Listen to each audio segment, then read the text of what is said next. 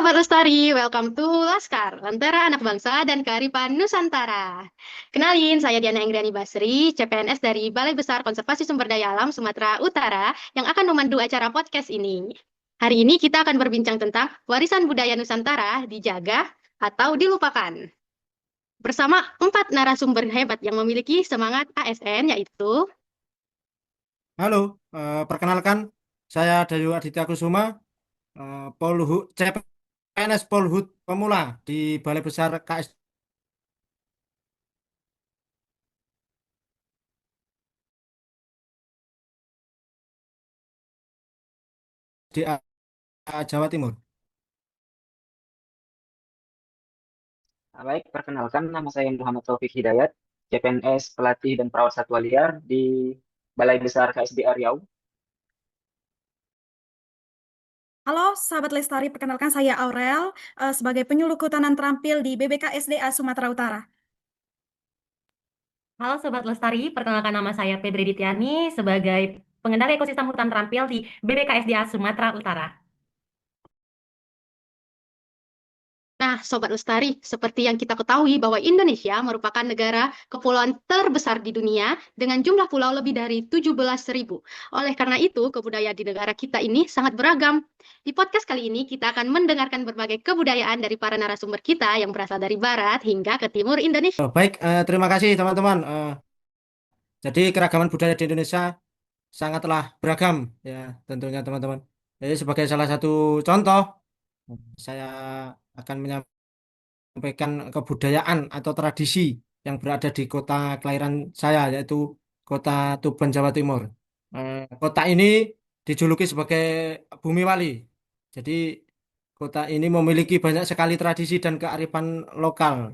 Kita ambil contoh saja, ada dua tradisi di sini. Jadi yang pertama ialah tradisi sedekah laut. Jadi tradisi sedekah laut ini merupakan tradisi turun-temurun yang dilaksanakan oleh masyarakat pesisir.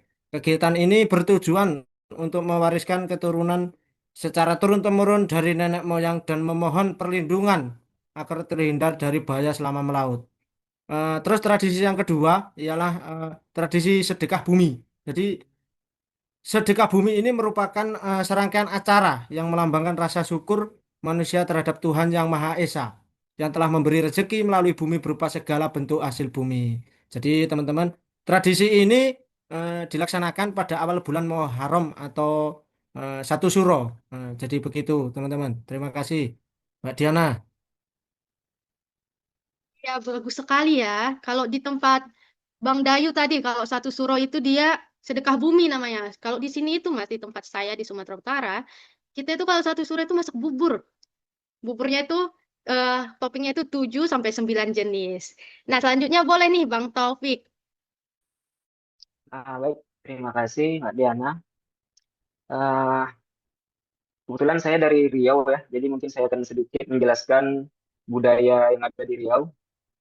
Yang mana budaya Melayu Riau itu merupakan salah satu warisan budaya yang kaya dan berakar kuat pada nilai-nilai Islam, adat istiadat, serta hubungan harmonis antara manusia dan alam. Ada banyak budaya tradisional yang ada di Riau ini, seperti ada yang tari tradisional, tari zapin, atau sastranya yang seperti pantun dan syair, kemudian ada permainan tradisional seperti gasing, dan namun kali ini kebetulan karena saya jabatannya perawat satwa, jadi pada kesempatan kali ini saya akan menjelaskan budaya masyarakat masyarakat Melayu Riau yang berhubungan dengan satwa ya.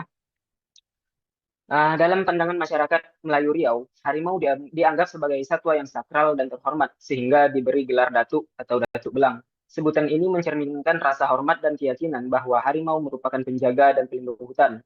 Masyarakat Melayu Riau percaya bahwa harimau tidak mengganggu manusia jika tidak diganggu, sehingga satwa ini menjadi simbol keseimbangan, keberanian, dan keadilan alam. Pandangan ini menunjukkan kearifan lokal Melayu Riau dalam menjaga hubungan harmonis antara manusia dan alam, serta mendukung upaya pelestarian harimau Sumatera sebagai satwa yang dilindungi agar tidak saling mengganggu. Kemudian munculnya harimau di pekarangan warga seringkali diyakini oleh masyarakat Melayu Riau sebagai petanda bahwa alam sedang tidak baik-baik saja. Bisa jadi ada oknum yang tidak bertanggung jawab melakukan hal-hal yang membuat harimau terganggu seperti merusak hutan atau mengusik keseimbangan alam. Oleh karena itu, melestarikan budaya yang menghormati harimau sejatinya juga berarti menjaga hutan dan lingkungan tempat hidupnya. Ketika kita menjaga alam serta menghormati kearifan lokal ini, sebenarnya kita sedang melakukan upaya bela negara, bukan dengan senjata, tapi dengan melindungi kekayaan hayati dan budaya bangsa yang menjadi jati diri Indonesia. Gitu aja Kak, dari saya. Kembalikan ke Kak Diana. Oke, itu juga bagus banget ya. Kita juga nambah pengetahuan kalau di Riau itu manggil harimau itu ternyata datu. Beda sama di Sumut ya, Bang. Kalau di Sumut manggilnya opui gitu ya. Oke, selanjutnya kepada Kak Aurel. Ini bagus sekali nih sepertinya dari timur. Oke, baik. Terima kasih, Kak Diana. Berbicara tentang warisan budaya di Indonesia, terutama di Nusantara ini, Pulau Timur atau Pulau Flores itu tidak kalah. Karena sangat banyak, dan mungkin dari sekian banyak, saya hanya akan membahas dua ya warisan budaya yang ada. Salah satu yang sangat terkenal dan sekarang sudah menjadi objek dan juga tujuan wisata, yaitu Pulau Komodo. Di Pulau Komodo ini hiduplah makhluk purba terakhir di dunia, yaitu Komodo, atau biasa orang sebut itu Sang Naga Timur. Selain karena dia makhluk purba, Komodo juga sangat unik, teman-teman, karena dia hidup berdampingan langsung dengan masyarakat, terutama masyarakat di desa Komodo. Dan juga selain hidupnya yang berdampingan dengan manusia, juga lingkungannya yang sangat indah, yaitu view laut yang mempesona gitu. Dan selain Komodo, teman-teman, ada salah satu gua, yaitu Gua Liang Bua. Gua ini adalah gua tersembunyi yang menjadi saksi bisu masa lalu manusia. Kenapa dibilang begitu? Karena disinilah penemuan manusia purba, yaitu Homo floresiensis, manusia purba yang sering dijuluki The Hobbit karena tubuhnya sangat mungil, kecil, mungkin sekitar 1 meter dia. Dan ini ditemukan pada tahun 2003. Homo floresiensis ini membuka jendela baru untuk memahami perjalanan manusia di bumi ini. Uh, Homo floresiensis ini dihidup sekitar 50 tahun yang lalu, teman-teman. Dan dia hidup berdampingan dengan alam liar, kemudian hutan yang masih rimbun, serta hewan-hewan purba termasuk komodo. Dan kala itu dia salah satu sebagai penghuni di Pulau Flores. Dan bayangkan teman-teman, tubuhnya yang sangat mungil, mereka mampu berburu dengan alat seadanya dari batu dan bertahan hidup di lingkungan yang sangat menantang. Dan untuk saat ini, sebagai pengingat untuk kita yang sekarang berada di masa depannya mereka dulu, sekarang sudah ada museum di sana. Di dalam museum itu kita bisa lihat masih ada kerangka manusia purba tersebut dan beberapa informasi lain sebagai media informasi. Dan teman-teman, Gua Liang Bua, Homo floresiensis, dan juga Komodo itu menjadi simbol warisan masa lalu yang sekarang masih hidup dan mengingatkan kita bahwa setiap pulau yang ada di Nusantara ini menyimpan cerita yang panjang tentang manusia, alam, legenda yang membentuk budaya lokal Nusantara yang sangat indah. Dan disinilah kita belajar bahwa Nusantara bukan sekedar kepulauan yang indah, tetapi juga Nusantara adalah laboratorium hidup sejarah manusia yang masih hidup dan ada saat ini. Mungkin orang dari luar sana akan datang untuk melihat laboratorium itu. Mungkin sekian, saya kembalikan. Wah, menarik sekali ya, tuh dari timur. Semoga kita semua punya kesempatan ya pergi ke sana, apalagi tempat Kak Aurelia di Labuhan Bajo ya, Kak. Siap, selalu ditunggu ya, Kak. Oke, semoga kita punya rezeki ya ke sana, teman-teman. Baik, selanjutnya boleh nih, Kak Febri. Oke, terima kasih Mbak Diana. Halo Sobat Konservasi, Sobat Lestari. Kita kebetulan Mas Taufik, Mas Dayu, dan Mbak Aurel ini berasal dari Pulau Nusa Tenggara, terus dari Riau dan Pulau Jawa. Nah, saya sendiri berasal dari Sumatera Utara. Topik yang saya angkat di sini tentang budaya Sumatera Utara itu sendiri adalah sistem kekerabatan yang amat sangat dijunjung ya teman-teman di Sumatera Utara. Nah, saking eratnya sistem kekerabatan ini, itu sampai ada julukan oleh masyarakatnya sendiri yang disebut Dalian Natolu, Sobat Lestari. Nah, secara harfiah, Dalian Natolu itu berarti tungku yang berkaki 3. Ini mengibaratkan 3 tungku batu, tempat masak yang harusnya seimbang agar periuk di atasnya tidak tumpah. Nah, filosofi inilah yang mengatur hubungan sosial dan kekerabatan dalam masyarakat Batak, yang terdiri dari 3 unsur utama yang saling terkait dan harus dihormatin. Nah, 3 unsur utama itu, yang pertama itu ada Mora, Sahabat Lestari. Nah, Mora ini perannya itu di Dalian Natolu ini adalah pihak keluarga pemberi istri. Ini di mana mertua laki-laki atau kerabat semarga istri. Berarti kerabat yang memiliki marganya sama dengan istri. Nah, sikap kita kepada Mora ini adalah kita hormat Marmora, artinya hormat kepada Mora. Mora dianggap sebagai sumber berkat. Nah, yang selanjutnya itu ada yang namanya Kahanggi. Sobat Lestari, nah Kahanggi ini adalah pihak keluarga semarga atau teman semarga atau saudara keturunan. Misalnya saya dengan Diana semarga. Nah, itulah yang disebut Kahanggi. Nah, mereka adalah pendukung utama dalam setiap kegiatan adat. Dalam pelaksana adat, Kahanggi bersama sukut atau tuan rumah yang punya hajat itu menjadi kelompok sentral. Nah, sikap kita itu apa? Kalau di terutama kami Batak Mandailing itu ada istilahnya manat sangape jamot marmaharangi atau manat mardongan tubuh yang artinya berhati-hati, waspada atau teliti terhadap Kahanggi. Tujuannya itu adalah untuk menjaga keharmonisan karena mereka adalah kerabat paling dekat. Nah, yang selanjutnya itu ada yang namanya anak boru ya Sobat Lestari. Nah, apa sih peran anak boru ini dalam Dalian Natolu ini? Peran anak boru ini adalah pihak keluarga penerima istri, artinya menantu laki-laki. Dan kerabat semarga menantu, artinya kerabat yang semarga dengan menantu laki-laki itu. Nah, mereka memiliki tugas utama dalam membantu pelaksanaan upacara adat. Nah, sikap kita itu apa? Kalau di bahasa Batak Mandailengnya itu elek marboru, artinya berlaku sayang, membujuk, atau mengayumi anak boru.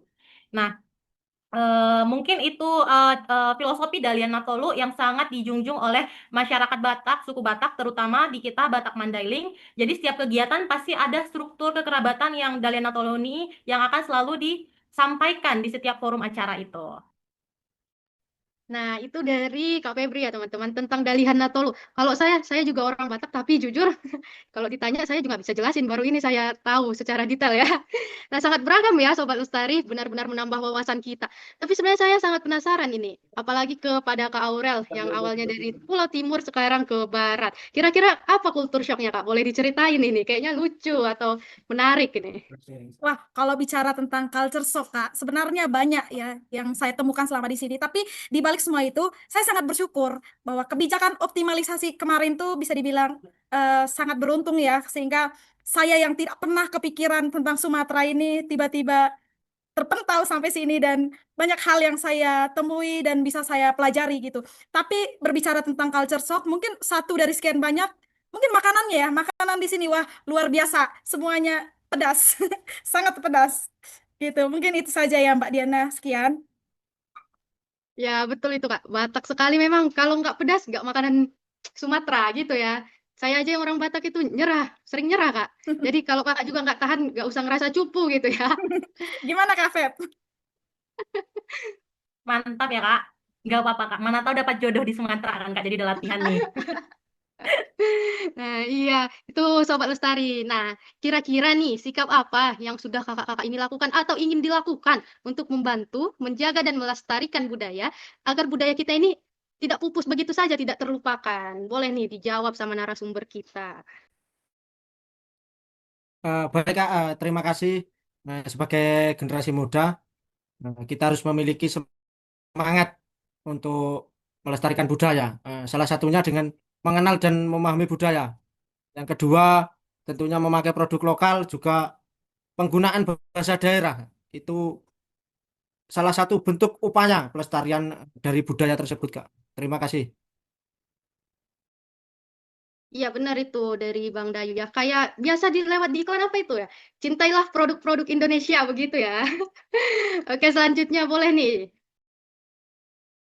Baik, mungkin kalau dari saya, hal yang bisa saya lakukan untuk membantu menjaga kelestarian budaya agar tidak terlupakan, antara lain dengan menghormati dan melestarikan nilai-nilai budaya lokal, kemudian mendokumentasikan mungkin ya, mendokumentasikan adat, kesenian, dan segala macamnya, untuk kemudian dipost kembali, dipromosikan kembali gitu. Kemudian mungkin bisa menjadi teladan dalam perilaku sehari-hari dalam menunjukkan rasa hormat kepada budaya dan juga lingkungan. Gitu aja. Ya, saya juga setuju nih dengan saran dari Bang Taufik ya. Apalagi sekarang itu kan serba digital kan, kita bisa dokumentasikan, kita upload, jadi orang-orang lebih mengenal budaya kita. Nah, selanjutnya, Oke, mungkin dari saya ya Kak, itu kan zaman sekarang itu perkembangan berita lewat teknologi itu cukup cepat ya. Nah, disinilah peran kita sebagai Gen Z, gimana caranya kita membranding tuh budaya kita keluar, agar dikenal banyak orang lewat konten-konten positif, berbau kebudayaan, kearifan lokal, pesona wisata, kuliner-kuliner, seperti kata Kak Aurel tadi. Nah, biar sebanding atau setara dengan budaya barat. Jadi, nggak hanya budaya barat yang selalu viral di konten-konten Gen Z, tapi gimana caranya budaya lokal juga ikut viral. Mungkin itu sih saran dari saya buat Gen Z. Ya benar sekali ya Kak, apalagi sekarang itu teknologi itu maju sekali. Nah, dari percakapan kita hari ini kita banyak sekali mengenal budaya yang ada di negara kita. Meskipun sebenarnya ini hanya segelintir ya dari 17.000 pulau dan di sini cuma ada 4 datanya saja. Lalu, nah kepada kakak-kakak dan abang narasumber nih, boleh untuk memberikan pesan singkat di podcast kita kali ini.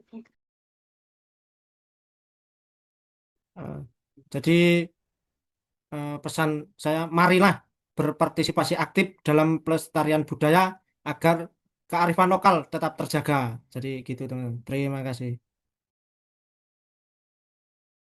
Ya, betul sekali ya, teman-teman. Kita kan generasi muda, kita yang akan meneruskannya. Jadi ya, kalau bukan generasi muda ini nggak mungkin yang orang-orang tuanya kita suruh lagi ya kan. Nah, boleh nih dilanjut sama 3 narasumber lainnya. Baik, kalau dari saya mungkin marilah terus menjaga dan menghargai serta melestarikan budaya sebagai bagian dari jati diri bangsa. Sahabat Lestari semuanya, kita tahu bahwa warisan budaya adalah kekayaan kita semua, kekayaan bangsa kita. Jadi kalau seandainya warisan budaya adalah laboratorium yang kita miliki saat ini, kita harus jaga ini untuk anak dan cucu kita nanti, sehingga mereka masih mendapatkan edukasi. Kalau misalnya saat ini mereka tidak bisa melihat sesuatu yang kita ceritakan, tapi setidaknya ada gambaran, ada bukti dari informasi yang bisa kita berikan. Mungkin sekian, saya kembalikan. Oke, boleh nih dilanjut sama Kak Febri ya kan. Oke, semangat sekali ya motivasi dari Kak Aurel. Mungkin kalau dari saya itu adalah kultur check ya. Save and share warisan kita. Kalau bukan kita yang keep, siapa lagi? Jangan sampai budaya kita diklaim oleh negara lain. Iya, betul. Yang dibilang sama Kak Febri itu yang bagian terakhirnya itu harus digaris bawah ya. Jangan sampai budaya kita diklaim. Karena Betul, betul. sering ya kasusnya, udah beberapa. Dan nggak berhenti-berhenti loh. Nah, makasih ya buat seluruh narasumber hebat kita yang sudah ada pada podcast kali ini. Boleh semuanya di-unmute dulu biar kita kasih aplaus untuk semua narasumbernya. Oke, terima kasih. Kepada Sobat Lestari, mari kita menjaga, melestarikan budaya bangsa agar anak cucu kita tetap dapat mengenalinya. Karena kalau bukan kita, siapa lagi?